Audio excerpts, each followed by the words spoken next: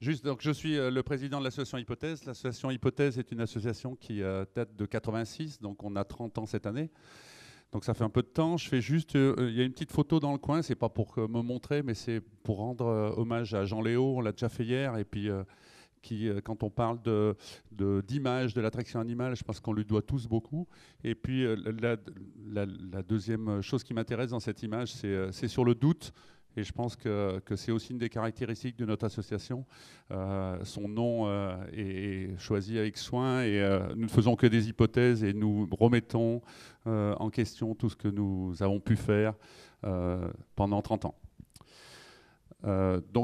Vite, j'avais été présenté comme un membre du CERTA. Alors juste, je vous explique un petit point historique. En fait, l'association Hypothèse est née de deux groupes antérieurs, qui étaient le CEP Savoie, qui était un groupe de réflexion agricole dans les zones de montagne dites hors normes dans les années 80, qui était sur la région, enfin en Rhône-Alpes, plutôt sur l'Isère et la Savoie. Et puis un groupe qui venait de l'Artap, pour ceux qui sont longtemps dans la filière, connaissaient, c'est une association qui était dans l'Est. Et là, ils avaient un groupe qui était en Franche-Comté. Et donc, Hypothèse a été créée de la liaison de ces deux groupes. Alors, ce qui est important, c'est que nous, on était plutôt matériel et pas trop élevage. On n'est pas une région d'élevage. C'était des paysans qui étaient dans des endroits pas possibles, qui continuaient de travailler avec leurs mulets, avec leurs chevaux, etc. Et par contre, le groupe Artap Franche-Comté, pardon, j'ai dû aller trop vite. Le groupe Artap Franche-Comté était plutôt, eux, issu d'une région d'élevage avec Jean-Louis Canel, mais on en parlera tout à l'heure. Et donc voilà, on a monté cette association. Donc c'est une association dont l'objectif, on va dire, c'est de douter justement sur tout ce qu'on peut savoir sur l'attraction animale, sur les chevaux, sur le matériel, sur la formation. Et ça, c'est notre premier point, c'est un groupe de réflexion. On est pragmatique, c'est-à-dire que nous, ce qu'on veut, c'est pas de la théorie, c'est des recherches de terrain. Et puis notre deuxième particularité, c'est que toutes nos recherches et tout sont diffusées et sont libres de droit. Et elles ont été, et c'est ce qu'on cherche, copier, reprise et adapter, et c'est notre objectif. Donc, dans les choses qu'on fait, donc je l'ai dit, la recherche technique, on faisait de la formation, et puis on l'a maintenant délégué au CERTA dont je vais parler.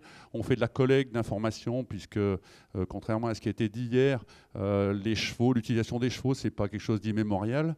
On peut dater à peu près en agriculture, l'arrivée des chevaux, c'est 1800, donc c'est pas si vieux que ça. Et les chevaux industriels, les chevaux en grand nombre qui sont utilisés, c'est 1850. Donc en gros, l'attraction animale, son âge d'or, c'est 1850-1900. Et à partir de 1900, une baisse, avec toujours la partie agricole qui a commencé un peu avant, qui finira un peu après, peut-être en 1950. Mais en fait, l'âge d'or, ça a duré en gros 50 ans. Et donc ça, on recherche ces genres de choses, ces informations sur les mesures qui ont été faites et toutes les expériences qui ont été faites avec des chevaux, où là, on faisait des études, mais on en reparlera, sur plusieurs milliers de chevaux.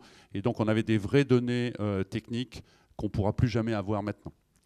Ensuite, on organise des manifestations et on fait, enfin, notre objectif, c'est de soutenir nos membres étant aussi bien des particuliers, des prestataires, ça peut être des communes, des collectivités, absolument tout le monde peut venir dans cette association et prendre ce qui l'intéresse et apporter ce qu'il connaît.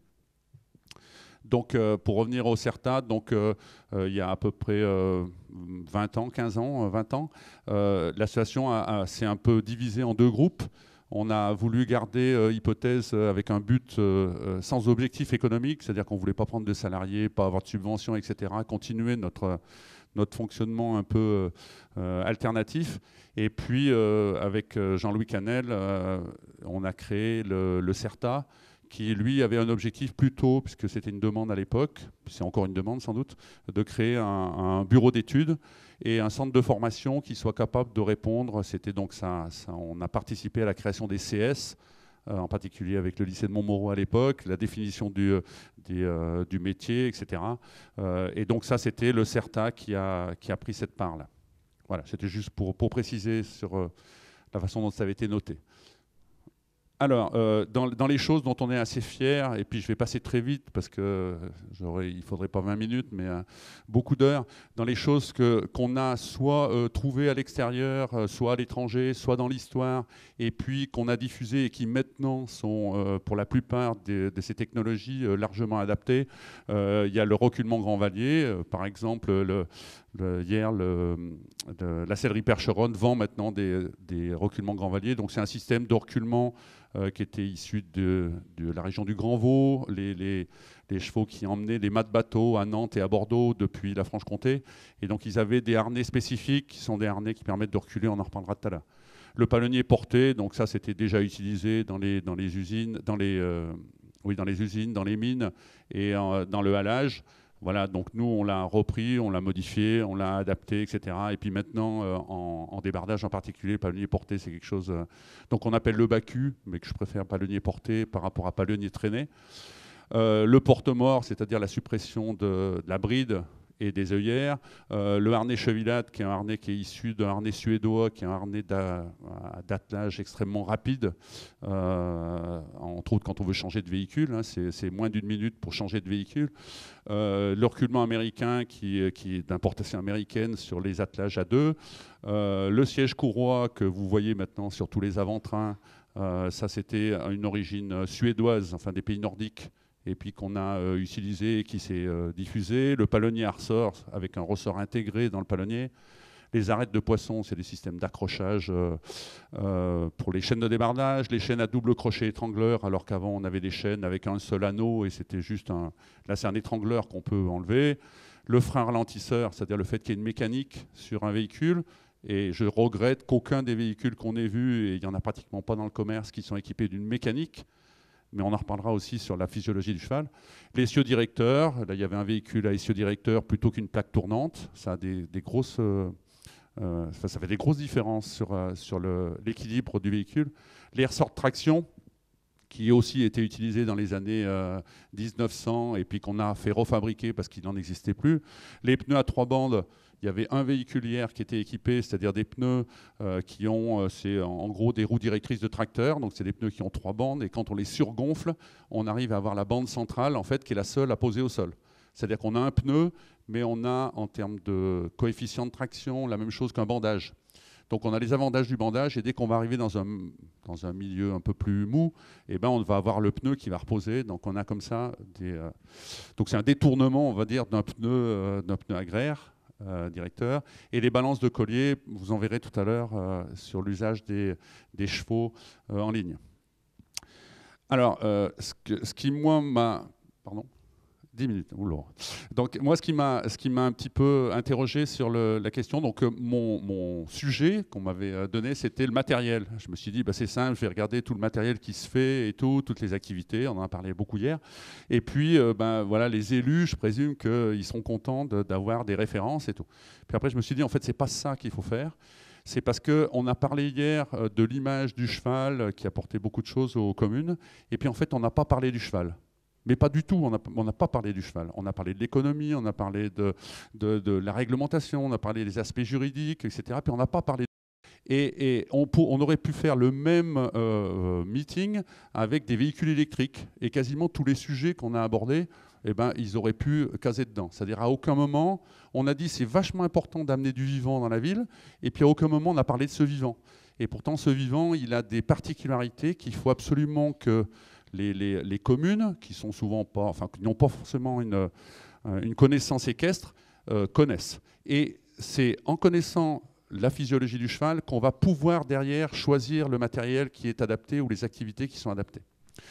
Donc je suis reparti sur la Valar, donc la CGO, je ne sais pas si ça vous dit quelque chose, la Compagnie Générale des Omnibus à Paris, donc dès les années 1850-1880. Ils avaient 140 000 chevaux, ils avaient 14 000 chevaux, pardon, rien qu'à la CGO. Et donc, M. Lavalard, qui était un des directeurs, a décidé de faire des mesures physiologiques. Et là, ce n'était pas sur un cheval qu'on mesurait une après-midi, c'était des choses systématiques sur 100 ou 1000 chevaux. C'est-à-dire on faisait une expérimentation et puis on passait 1000 chevaux pendant un mois sur cette expérimentation. Donc les données qui sortent sont des données qui sont non seulement incontestables, mais qu'on ne pourra même jamais refaire Parce que d'un point de vue statistique, nous, on travaille qu'avec des poussières, des poignées, on va dire, d'expérience. Et donc, M. Lavalard, il disait une chose importante, c'était qu'un cheval seul peut tirer un attelage d'un poids maxi d'1,5 tonne. Ce qui veut dire qu'une paire va tirer 3 tonnes. Ça veut dire aussi qu'on a eu, par exemple, un combat ou une divergence avec le Mont-Saint-Michel qui avait, par exemple, un projet avec des attelages à 2 chevaux sur pneus, pas sur rail, avec 50 personnes. Donc on voit tout de suite que ça ne marche pas, c'est impossible. Donc c'est pas la peine d'y penser, c'est impossible, point. Ensuite, la deuxième chose que M. Lavalard il détermine, et puis on va le retrouver dans les choses, c'est que la vitesse de déplacement au pas est de 4 à 5 km, la vitesse de déplacement au trot, ce qu'on appelle un petit trot de travail, est d'environ 10 km, et que ce temps de travail est, on va dire presque de façon maximum, de 3 heures. Vous allez dire, mais c'est extraordinaire, les paysans, ils travaillaient beaucoup plus, les débardeurs. Hier, Jean-Baptiste nous disait que lui, il travaillait de 5 h du matin à 10 h du soir. Et il y a un truc qui n'est pas possible.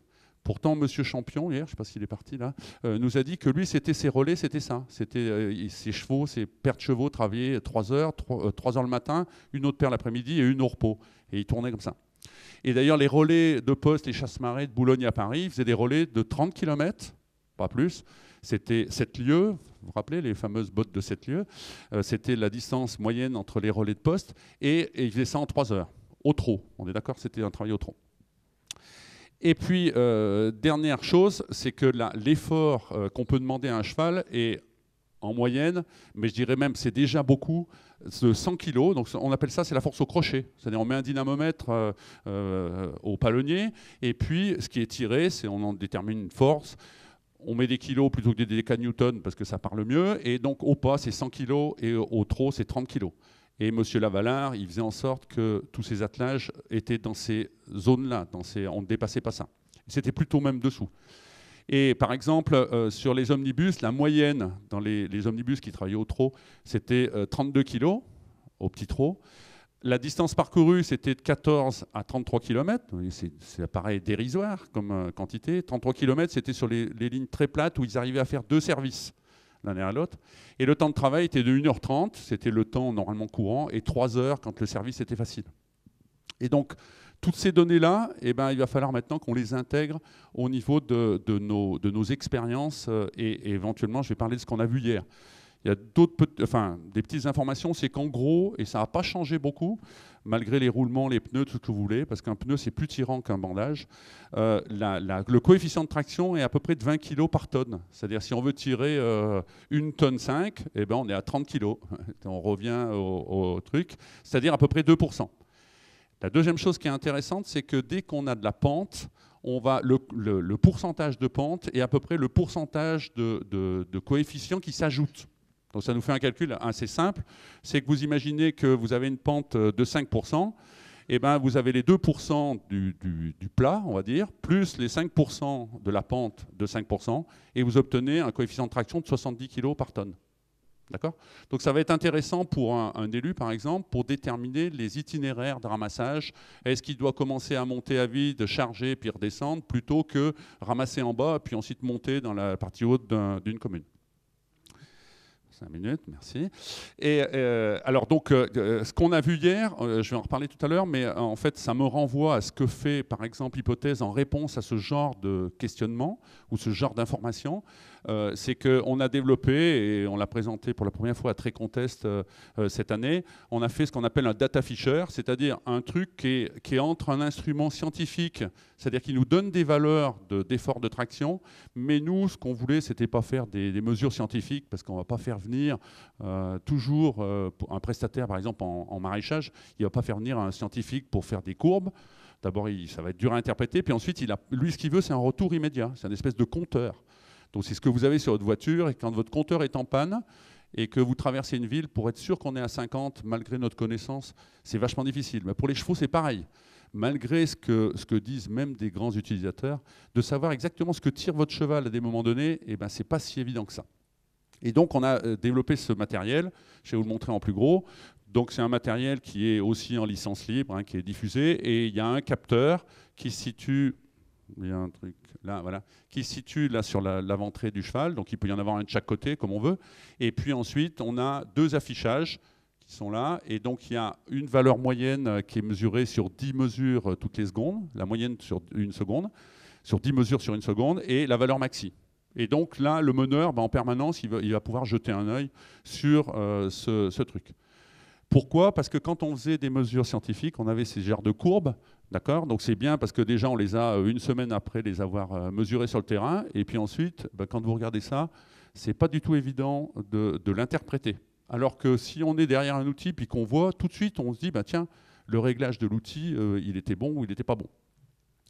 Je reprends juste comme exemple 2 choses qu'on a vues hier ou qu'on nous a dit hier. Il y a M. Champion, à un moment, quand il a présenté le Trotibus, il a dit que son véhicule faisait 800 kg, je ne sais pas si vous vous rappelez, attelage ampère, et qu'au démarrage, il avait sur 100 mètres une panse de 11%. 11%, c'est énorme. Et donc, avec 25 personnes à bord. Donc, on peut assez facilement estimer quel est l'effort que faisaient les chevaux à ce moment-là. Et donc, on a 25 fois 75 kg, c'est le poids moyen qu'on prend dans un ascenseur pour des trucs. Des skieurs avec des chaussures aux pieds, je pense qu'ils sont largement là. Donc, on a 1875 kg, plus les 800 kg, 2675. On a le coefficient de traction, et encore, on était peut-être dans la neige, mais là, en imaginant qu'on est sur de la route, 2% s'il était au plat, plus 11% parce qu'il y a la pente, total 13%. Et on arrive à un effort au crochet de 350 kg, ce qui veut dire 175 kg par chevaux. Or, je vous ai dit tout à l'heure que, en gros, 100 kg, c'est déjà beaucoup quand on le fait sur un temps long. 175 kg, ça veut dire qu'on est à 200 kg, je vais dire qu'on est en zone rouge. Donc 175 kg, c'est énorme. Alors, comment ça va passer?